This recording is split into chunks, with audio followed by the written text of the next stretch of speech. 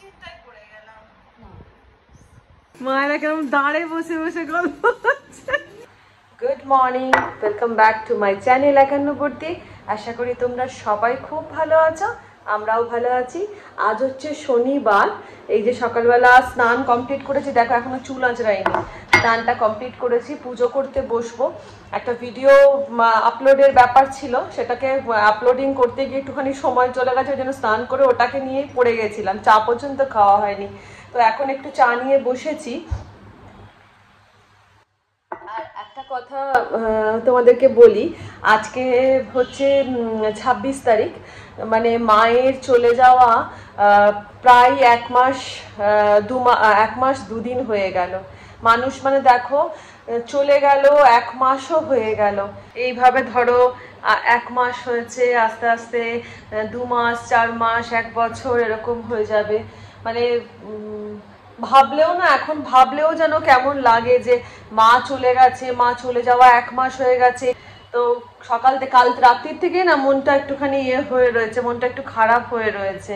ওই বললাম, জীবন থেমে থাকে না, সবই হচ্ছে, সবই হবে, জীবন ঠিক কিন্তু চলবে, থেমে থাকলে চলবে না।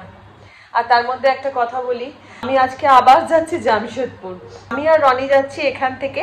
তোজো আসবে হচ্ছে দুর্গাপুর থেকে, তোজো ডাইরেক্ট চলে যাবে জামশেদপুর। আর আমি রনিকে নিয়ে আজকে যাচ্ছি। যাওয়ার কারণটা হলো, আজকে তো শনিবার, রবিবার দিন মানে আগামীকাল হচ্ছে মায়ের চোখ অপারেশন। তো তোমরা তো জানো আমাদের তো ভাই নেই, আমরা 2 বোন। তো যে কারণে মাকে দেখাশোনা করতে তো হবে। তো ওই জন্য আমি আর দিদিতে মিলে কি ঠিক করেছি যে আমি আজকে চলে যাব, কালকে মায়ের সকালে অপারেশন হবে। চোখ অপারেশন এমন কিছু বড় জিনিস নয় যদিও, কিন্তু তবুও বাবা মা দুজনেরই তো বয়স হয়েছে। পাশে যদি বাবা আমাদেরকে পায় না, বাবার কি হয় বলো তো, একটু সাহস হয় আর কি। নাতনিদের ইচ্ছে হয়েছে দিদানের যখন অপারেশন আমরা থাকবো সাথে, তো মানে আমরা যাব। আচ্ছা, আমি ব্যাক করব হচ্ছে মঙ্গলবার রনি তোজোকে নিয়ে বাড়িতে, আর বুধবার দিন দিদি আবার যাবে। তারপরে দিদি গিয়ে আবার 7 দিন মতন থেকে আসবে, তার 6 দিন মতন থেকে আসবে। তাহলে কি হলো, ড্রেসিং যে পিরিয়ডটা চলে চোখ অপারেশনের পরে, সেটা তাহলে এই কটা দিন আমি করে নেব। তারপরে আমি চলে এসে ঘর পোষ্যগুলো রয়েছে, কিশমিশ পান্তুয়া সবাই রয়েছে, সেইগুলোকে দেখাশোনা করব। আর তখন দিদি যাবে, দিদি গিয়ে আবার মায়ের ড্রেসিং ফ্রেসিং সমস্ত কিছু করবে। তো আপাতত এই ঠিক হয়েছে। তো এখন মোটামুটি চাও আমার কমপ্লিট হয়ে গেল, তাই তোমার ছোট্ট করে আপডেটটা দিয়ে দিলাম।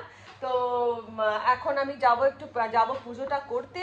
আর যদিও পুজো করার পরে আমি ব্যাগ প্যাকিং করবো, এখনো ব্যাগ প্যাকিং করা পর্যন্ত হয়নি। তো চলো পুজোটা করে আসি আগে। ঘড়িতে বেজে গেছে এখন 10টা 10, কিন্তু আমার এখনো জামা কাপড় গুছানো হয়নি। ভাবো তাহলে, ট্রেন রয়েছে 12টা 50-এ, আর আমি এখন সুটকেস প্যাকিং করছি হড়বড় করে। আর এইগুলো শান্তিনিকেতন থেকে নিয়ে এসেছি। এই যে মায়ের জন্য শাড়ি, আর ভীষণ সুন্দর এটা বাউলের একটা শাড়ি, এটা মায়ের জন্য বাউলের শাড়ি, বাউল আঁকা আর কি, বাউলের শাড়ি আবার কি কথা। আচ্ছা, এইটা নিয়ে এসেছি, দিদি নিয়ে এসছে কাম্মার জন্য শাড়ি, আমার কাম্মার জন্য। আর এইটা আমি নিয়ে এসেছি ব্যাগ, এই যে আমার একটা ব্যাগ, কাম্মার একটা ব্যাগ। আর এইখানে রয়েছে বটুয়া, এই যে বটুয়া রয়েছে শান্তিনিকেতনের, এইগুলো মেজদি ভাই পাঠাচ্ছে কাম্মার জন্য, মায়ের জন্য। এই রয়েছে গিফট, আগে গিফটগুলো প্যাক করে নিই।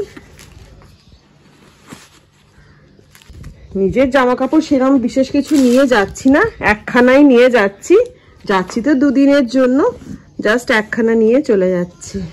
ব্যাস কমপ্লিট হয়ে গেল আমার প্যাকিং। চলো, ভাবছিলাম যে কি করে কি হবে, এত দেরি হয়ে গেছে রেডি। তো রেডি স্টেডি গো হয়ে গেছে। এই যে আমি আর আমার বড় ম্যাডাম দুজনে রেডি হয়ে গেছি। তার মধ্যে দেখো না, ওর আবার শরীরটা ভালো আছে না, জাস্ট আমরা এখন বেরোবো, এখন বলছে যে ওর জ্বর লাগছে। তো তাই জন্য একটুখানি দিদিকে বললাম ক্যালপল একটা দিয়ে দে, ব্যাগে করে নিয়ে যাই, যদি বাই চান্স ট্রেনে আসে তাহলে দিয়ে দিতে পারবো, ঠিক আছে না। তো চলো 11:15 বেজে গেছে, চলো আবার ট্রেনে দেখা হচ্ছে। ট্রেনে বসে পড়েছি আর আমাদের আজকে ট্রেনটা হচ্ছে রাঁচি হাওড়া ইন্টারসিটি ট্রেন, যেটা হাওড়া স্টেশনে 1:50 ছাড়ার কথা, কিন্তু এখনো সরি 12:50 ছাড়ার কথা, কিন্তু এখনো ট্রেন ছাড়েনি। অলরেডি 1টা বেজে গেছে, 10 মিনিট অলরেডি লেট হয়ে গেল। আর আমাদের মিডল আর আপার বার্থ পড়েছে, তো রনিকে আমি মিডলে দিয়েছি, যদিও রনি হলো আর শোবে না এইটুকু টাইমের জন্য। আমি বসে পড়েছি আপারে, এই যে, আর ম্যাডামকে দেখাচ্ছি কি করছে। রনি রনি এবার টাকা দো বেটা আরাম সে। তো আমরা এখন পৌঁছে গেছি টাটা স্টেশনে, আর তোজো ট্রেন প্রায় 1.5 ঘন্টা লেট, ওর আস্তে আস্তে 6:30 বেজে যাবে। তো আমরা যে কারণে আর বাবার জন্য ওয়েট করছি না, রনি আর আমি এখন চলে যাচ্ছি হচ্ছে বাড়ি। এখানে অটো আছে, এখানে জামশেদপুর স্টেশনে অটো প্রচুর পরিমাণে পাওয়া যায়, যে কারণে যাতায়াতের কোনো প্রবলেম হবে না। আমরা অটো করে চলে যাব, আর তারপরে তোজোকে বাবা আসবে নিতে স্টেশনে, বাবা তোজোকে নিয়ে যাবে। তো চলো এবার বাড়ি যাওয়া যাক।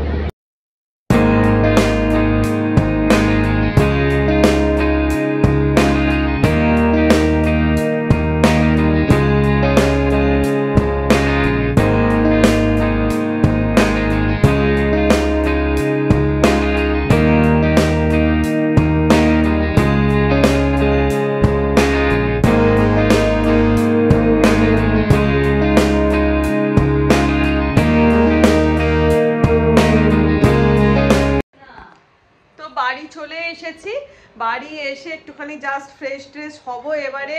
তো এখন স্টেশনে বাবা চলে গেছে, বেজে গেছে এখন ঘড়িতে 5:30। বাবা চলে গেছে তোজোকে নিয়ে আসতে। আর এখানে আর এক ম্যাডাম, এখানে ম্যাডাম চলে এসেছে, যখন মনিহারা ফনি হয়ে বসে আছে কতক্ষণে তোজো আসবে। আর আমারও একটা সৌভাগ্য যে আমার চোখ অপারেশনে 2 নাতনি, ছোট মেয়ে এসে হাজির। আবার ছোট মেয়ে যাবে তো বড় মেয়ে চলে আসবে, এইটা আমার একটা সৌভাগ্যবান। নাতনিরা এসেছে বেশি, নাতনিরা তো আসেই না, একদম আসেই না, তবু এসেছে। দোষও নেই ওদের, একজন অফিস একজন কলেজ, এই তো ব্যাপার। তো নান্নি আর পেন্নি এক্ষুনি এসে পৌঁছাবে। তোজো চলে এসেছে, বাবা তোজোকে নিয়ে চলে এলো। ওর ট্রেনটা একটু লেট ছিল না, মোটা তোজো, মোটা পাপা। আর এখন আমাদের আমরা আসার পরে মাকে বলেছিলাম, মা আমাদের কিছু খেতে দেয়নি, জানো তো। আশা থেকে আমরা অনাহারে বসে আছি। তো এখন খাওয়া হচ্ছে আমরা ফুচকা। এই যে জামশেদপুরের ফুচকা হচ্ছে আমাদের প্রত্যেকের বিশাল পছন্দের একটা জামশেদপুরের ফুচকা। ফুচকাওয়ালি বসে পড়েছে আমাদেরকে ফুচকা খাওয়ানোর জন্য। আর ফুচকার এই যে সব থেকে বড় খদ্দের এখানে আগে তাক মেরে বসে আছে, বেশি করে আনবে।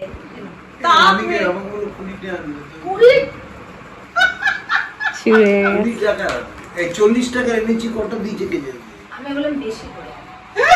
ঠিক আছে না না, অনেক কটাই এনেছে। এই হচ্ছে ব্যাপার। চল মোটা পাপা। দুই বোনের না, ওদের দুই বোনকে ছাড়া চলেও না। আবার যখন যথেষ্ট চলে, ও এলে বরঞ্চ আমার চলে না। দুজনকে এত মিস করে। আবার দুজন যখন পাশাপাশি বসে তখন দুজনে ঝগড়াঝাটি মারপিট চলবে, যেমন টুইন্স হয়। এরা দুজন রনি তোজো ঠিক ওইরকম টুইন্স না, আমাকে বেটার দেখতে, টুইন্স কি করে। ই বাবা, এখানে বসে আছে মুনাই মাসি। তো আমরা এখন খেয়ে নেব ফুচকা। জলে তো দিয়ে দিয়েছি, জল ছাড়াই বেশি ভালো লাগে এখানে ফুচকা। আর এইদিকে দেখো মা কাম্মা কিরকম দাঁড়ে বসে রয়েছে, টিয়া পাখি যেরকম খাঁচা, দুদিকে দুটো দাঁড়ে বসে থাকে।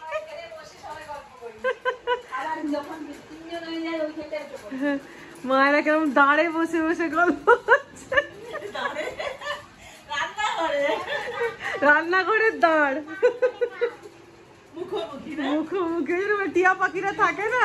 আমি এখানে একটা চেয়ার রেখে এখানে একটা রাখি, আবার আরেকজন খেলে এইখানটায় বসি ফ্ল্যাটটা। আর এখানে ঠাকুর মশাই কি করছে? এখন বসে কি করছেন? কি করছেন? রুটি বানাচ্ছি। রুটি বানাচ্ছেন? আচ্ছা বানান। আচ্ছা এখন এসেছে আমার সাথে দেখা করতে। বুড়ান তাকা একবার। এসেছে আমার আগের বার এসেছিলাম যখন, সেই আর এক দিদির মেয়ে এসেছিল। এ হচ্ছে আর এক দিদির মেয়ে, সেই দিদিরই আর একজন মেয়ে। এবার টুইন্স তোমাকে বলেছিলাম, এ হচ্ছে আর একটি মেয়ে, মানে টুইন্সের হচ্ছে বড়, আর আগের বার যার সাথে দেখা হয়েছে সেই টুইন্সের ছোট। আর এটা হচ্ছে তার একটা সুইট সুইট মেয়ে। আর এই যে এটা হচ্ছে বড় মেয়ে, এটা হচ্ছে ছোট মেয়ে। বুড়ান বল কেমন আছিস? তুই তো নিজেই লজ্জা পাচ্ছিস, তুই মেয়েকে কি বলছিলি? Hello guys, back to my channel. Wow, My name is Chancellor. I am 6 years old. My mother name is Sonali Rao. ওকে। কি মিস, আচ্ছা তুমি নাচ জানো? কি নাচ জানো? তেরি ওয়াও, তারপর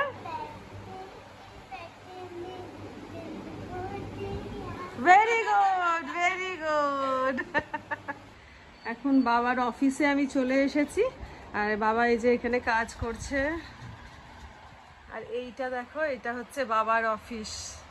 বই বই, এই মাথা থেকে ওই মাথা থেকে শুধু বই। এটা হচ্ছে বাবার চেম্বার। দেখো এসছিলাম একটা কারণ নিয়ে, আর এসে দেখছি আরো একটা কারণ। এসছিলাম তো মায়ের চোখ অপারেশন, মানে ক্যাটারাক্ট অপারেশন আছে, সেই জন্য এসেছি। আর এসে তোমাদেরকে দেখাচ্ছি মায়ের পা আর হাতের সিচুয়েশনটা। 1 মিনিট দাঁড়াও। আচ্ছা হাতটা ফার্স্টে দেখো। এটা হচ্ছে হাতের অবস্থা, এই রকম ভাবে কালসিটে পড়ে গেছে। এটা দেখলে গা শিরশির করে উঠছে। এটা আবার মা এটা কতদিন ধরে এরম ভাবে হয়েছে? তো হয়ে গেল। আর এই হাতেও তাই। এই হাতে শুরু হয়েছে, আবার মিলিয়ে গেছিল, আবার শুরু হয়েছে। আর পাটার অবস্থাটা খালি একবার দেখো, দাঁড়াও, পাটা ফোলাটা খালি একবার দেখো। নিজের পাটা নিজেই দেখছো কি অবস্থা। এই অবস্থায় পা ফুলে গেছে, এই রকম অবস্থা। পাটা না জাস্ট বেলুন যেরকম হয়ে থাকে ওই রকম বেলুনের মতো লাগছে, বেলুনের মতন ফুলে গেছে পাটা। এটা যে কিসে থেকে এরকম হচ্ছে বুঝতে পারছি না। আমরা ওখানে যে কিডনির ডাক্তার মাকে দেখানো হয়, সেই কিডনির ডাক্তারকেও বললাম, ডাক্তার দিলীপ কুমার পাহাড়িকে। উনি বললেন যে এটা কিডনি থেকে হচ্ছে না, কারণ মায়ের কন্ট্রোলের জন্য ক্রিয়েটিনিন কিন্তু ভীষণই লো হয়েছে, মানে অনেকটাই কমে গেছে আর কি। হ্যাঁ, কিন্তু এইটা কেন হয়েছে কে জানি বাবা। তোমরা যদি কেউ জানো তো নিশ্চয়ই আমাকে কমেন্ট করে অবশ্যই জানিও, কারণ এক চিন্তা নিয়ে, এক জিনিস নিয়ে এসেছিলাম যে চোখ অপারেশন কোনো ব্যাপার না, এসব এটা দেখে নি না দুশ্চিন্তায় পড়ে গেলাম। লুচির মতো ফুলে গেছে। তো খাওয়া দাওয়া করে ওপরের ঘরে চলে এলাম। এখন বেজে গেছে কটা রানি? এখন বাজে 12:10। 12:10 বেজে গেছে। আমি 2 কন্যাকে নিয়ে আমি 2 কন্যাকে নিয়ে ওপরে চলে এসেছি। তো ওপরে এসে এখন একটুখানি 3 জন মিলে একটু গল্প টল্প হবে। হ্যাঁ, মাও এতক্ষণ ওপরেই বসেছিল। মা চলে গেল হচ্ছে, তারা টাটা করে নি। মা চলে গেল নিচে এবারে শুতে, কারণ কালকে আমাদেরকে ভোরবেলা উঠতে হবে। আমরা বেরোবো হচ্ছে কালকে সকাল 6টা না 6টা না 6:30 না 6:15।